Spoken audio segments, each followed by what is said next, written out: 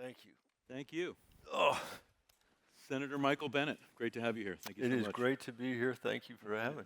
And it's great to have the audience. It's been a long and incredible day. It's great to see you all.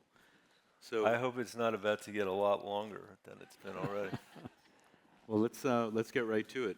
You're the senior senator from Colorado. Some people might not know this, but Michael once worked for the junior senator from Colorado. So anybody That is here who's true.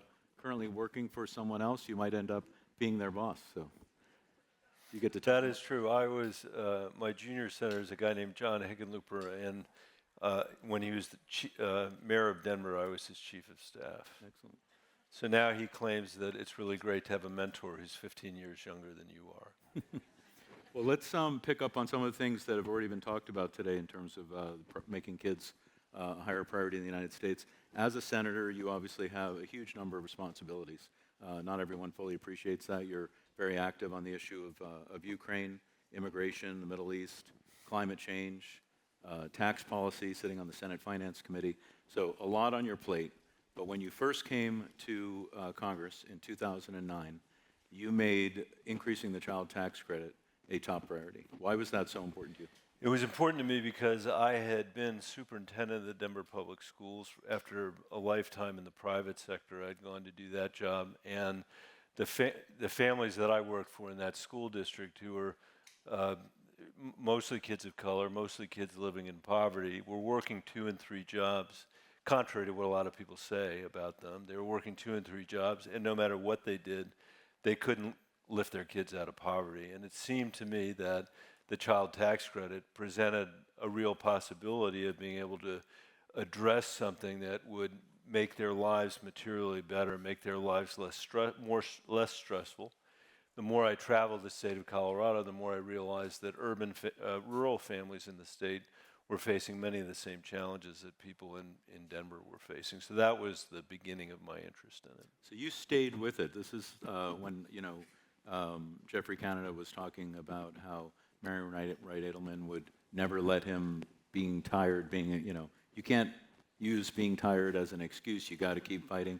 You worked on the child tax credit every year, and then finally in 2021, with President Biden and a Democratic Congress, a huge increase in the child tax credit. So all those years, maybe you could just share a little bit, just briefly, how do you stay with something when it looks like you're not going to achieve your goals?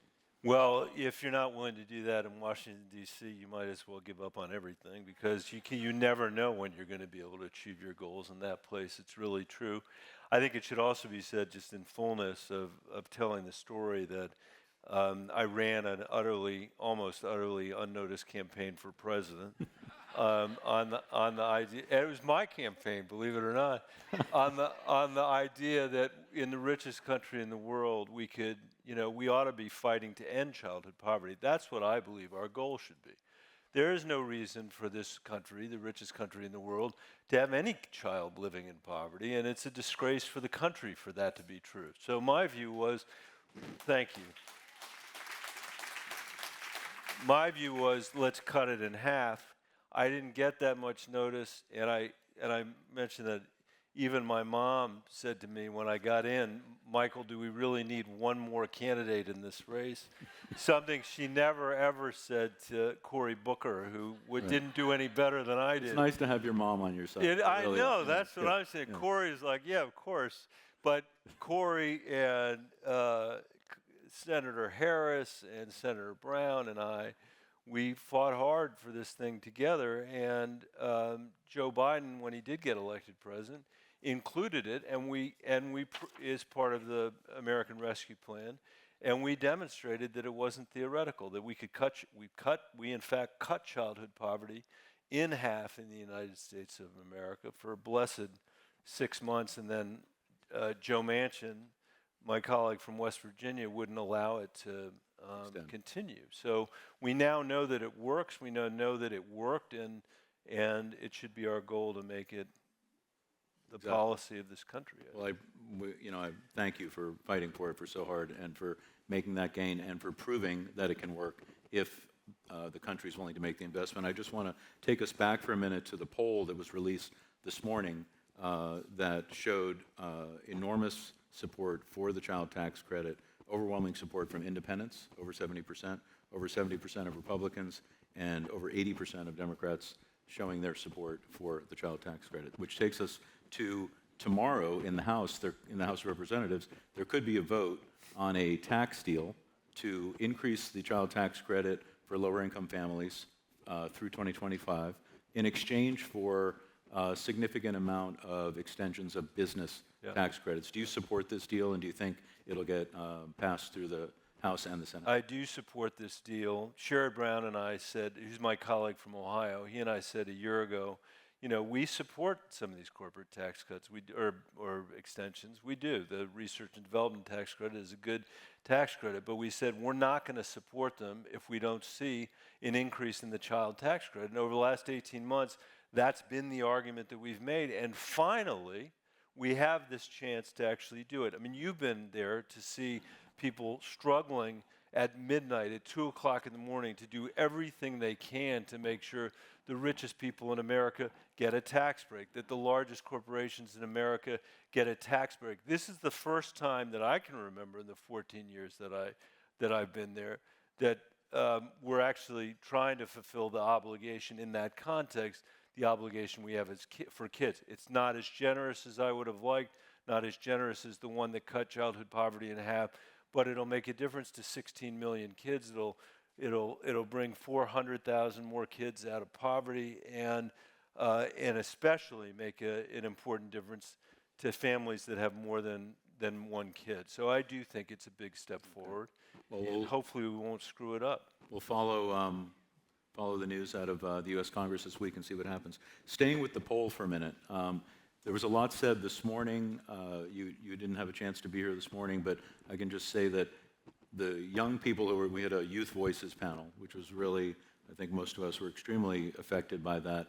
Hearing them say that they don't feel that politicians are necessarily listening to them, or that even adults are necessarily listening. And in the polling from this morning was very strong that both parents and teens do not feel that politicians and elected officials are in touch with the needs, the desires, and the expectations that young people have. As an elected official, how do you feel hearing that, and what's your reaction to it? I think it's true that politicians are not responsive to kids in this country. I don't know how they could draw any other conclusion living in a country where the leading cause of death for children is guns, for example, in the United States of America. That's not true in any other country in the world. It wasn't true in this country 3 or 4 years ago. When I was the superintendent of the Denver Public Schools, which I was before I was in this job, there were not kids banging on the door of the school board asking for naloxone to be put into the nurse's office so that their friends wouldn't die of opioid overdoses because of the drugs that we've allowed to clog their streets. And the mental health epidemic that is run wild across America, but especially among adolescents, is something that I think is tearing them apart. And then you look at all the other things we're not doing, like providing a healthcare system that makes sense. Your poll shows that more than 50% of the kids who read it says their schools are obsolete. That's not very surprising. We designed them for their great-grandparents, not for them. And so the list is long of the things that we're not doing. There are things that don't even come up sometimes, like the deficit that we're going to put on our kids, which is only going to diminish their range of choices. That's not something Democrats usually talk about, but it's something that I worry a lot about. So I'm surprised that I'd like to meet the 27% of the poll who think you are listening. That think we are listening to them, and find out what they have in mind. All right, well, they might have us confused with if there's anybody here in that 20%, feel free to raise your hand. Okay, I don't see anybody. So you'll go back to the Senate and tell them that you heard from the Common Sense Summit on Children and Families, and that they need to be listening more to. I do, I'd say the flip side is also true, which is that I really do, I'm a huge believer in democracy, as dysfunctional as ours is, and it is really, really dysfunctional, and it's not getting better, by the way. We need to fix it. But I actually do believe that there is not a problem that we could not solve, from poverty to education to healthcare to America's role in the world, if the first question and the last question that we asked as adults and as politicians was, what are the implications for what we're doing for the next generation of Americans? I mean, can you imagine all the nonsense we would not spend ourselves debating or thinking about if that were the question we were asking? And that is the question I try to ask, is what does this mean for the kids I used to work for in the Denver public schools or for kids all over the state of Colorado? That's great. Let's turn just for, you mentioned our K-12 system. When you and I talked last week, getting ready for today, you mentioned, I asked you what the greatest challenge was facing our K-12 schools, and you said what you just said just now, that it's a 100-year-old HR system for women who were perceived as not having any alternative other than raising children, and the only thing that they could do if they wanted to was to be an underpaid teacher in a school. I mean, think about it. And the question what Danny asked was, what's the biggest challenge? There are a lot of fundamental challenges, and this is another place where we just don't have our eye on the ball as a country. But if you ask me what the number one thing is, the question I'd ask is, what are we going to do to attract and retain the next generation of teachers in this country? We're running a system of recruitment that was designed when we had a labor market that discriminated against women and said, you have two choices. One's being a teacher and one's being a nurse. And if you don't like the sight of blood, maybe you should be a teacher. Come to think of it, that's probably not a great idea either. But maybe you should be a teacher. And because nobody was ever going to ask you to be an astronaut or be an engineer because we were discriminating against you, you knew and we knew that you were going to come teach Julius Caesar every year for 30 years of your life in the San Francisco public schools. And that if you made it to the end of that, you would get a pension that we're not now funding that would be useful to you because your spouse would probably die before you. That was a incentive structure that made sense 40 years ago, 50 years ago. It literally makes no sense. If you think it makes sense, go out there and find a single enterprise in California that's not the school system that's paying people that way. And how to design it and how to fix it when there's so much inertia attached to the status quo, I think is going to be a fundamental problem for us, especially after COVID. I'm surprised that 50% of the teachers haven't left the profession, and I bet you that is what will happen this decade if we don't get this figured out. All right. So we're in the land of big tech right here, and you have a big idea for big tech. You've introduced legislation to create a new federal agency to regulate technology companies. Currently, tech is primarily regulated by the Federal Trade Commission, to some degree by the Federal Communications Commission, the Department of Justice, but you want to create a commission specifically for regulating technology. Why is that so important, and what do you think the prospects are for getting that done? Well, the prospects are, I guess what I would say is I have a long list of things that I hope will happen before I die. Actually, if I had to pick one, that we had a decent education system in this country and that where you were born wasn't determining your education. But I do think on the list of stuff that will happen before I die will be passing this agency. The reason I wanted the agency is not because I wanted an agency. When you're from the West, maybe from California, it's different, but from Colorado, you're not exactly looking to expand the federal government. But it seemed pretty obvious to me that there wasn't anybody in DC who could negotiate on behalf of the American people with these massive technology companies. And after I become the superintendent in Denver, and then I'd left to be in the Senate, and people asked me, what's changed in schools since you left? This was even before COVID. My answer was mental health, mental health, mental health. And then after COVID, to see the effects of mental health, and Susan and I were raising 3 kids, 3 daughters in this time, and we could see the effects of social media on our kids. And I could see the invasion of our social media platforms as a member of the Intelligence Committee when during the 2016 campaign. And there was no way that Congress, I thought, would ever be nimble enough or creative enough or imaginative enough to do the regulation that was desired. I don't even really necessarily think of it as regulation, but I do think that these guys are strip mining our data. You know, they are strip mining our privacy. They are strip mining our kids' mental health. And literally nobody has asked to have a negotiation with Mark Zuckerberg about any of this, and he has not asked our permission. He's just done it. And I think that's been deeply unfair to the American people, especially to adolescents in this country, especially to adolescent girls. And I think they need somebody who can negotiate on their behalf. Just like when Teddy Roosevelt realized that we were being strip mined, you know, all over America for fossil fuels and other things, he said, you know what, we need a new set of regulators to be able to do that work. That's what I think we need to do here as well. Okay, great.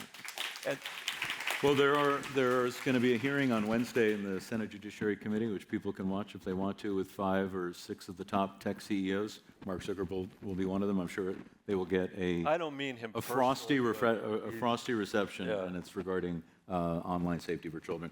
I'd like to use the remaining time that we have, though, to see if you have some thoughts that you can leave with this audience, which is charged from our leader, Jim Steyer, charged us this morning with taking the information that we're working with today and tomorrow and then doing something with it. We're not just here to talk about it. We want to do something and really create change on behalf of kids. So there are people who don't feel like the upcoming election matters. They're very disillusioned. For better or for worse, or rightly or wrongly, they do not see either candidate making a big difference in their own life. And therefore, they may not think this election matters. You're someone you ran for president and you've gotten elected twice in the U.S. Senate. What's your message to people about why this upcoming election really does matter? Well, I'm not going to make a partisan observation. No, not on a about partisan, the just but the about election. why the election matters. The election itself. You know, having watched Donald Trump get elected president once, I've decided that every election between now and the rest of our lives matters. And what I say to young people is that the more corrupt you think the system is, and if we had more time today, we could talk about it, because there is corruption in the system. It is corrupt in some very, very fundamental ways. One being that it's not responsive to young people what they want. I think of that as corruption. The more you corrupt you think it is, the more obligation you have to try to make it better, especially when you live in a country where there are people whose votes are actually being taken away from them, whose votes are being suppressed, for whom it's being made harder to vote, not easier to vote. You have to show up. And if you need inspiration, I think the inspiration I draw is the inspiration from, you know, the women that spent 100 years fighting for the self-evident right to vote in America, literally 100 years. I mean, you don't have any idea who those women were, neither do I. Their names are lost to history, and yet they are the reason my daughters can vote today. You know, the example of Frederick Douglass, born a slave in this country, self-educated in this country, who flipped around the entire argument that the abolitionist movement was making to say instead that the Constitution was a pro-slavery document, which is what they had been arguing. He came to see them in Massachusetts and said, you have it completely wrong. The Constitution is an anti-slavery document, but we're not living up to the words of the Constitution. Every step along the way, it has been those Americans that have made the difference in our democracy, and it doesn't fix itself.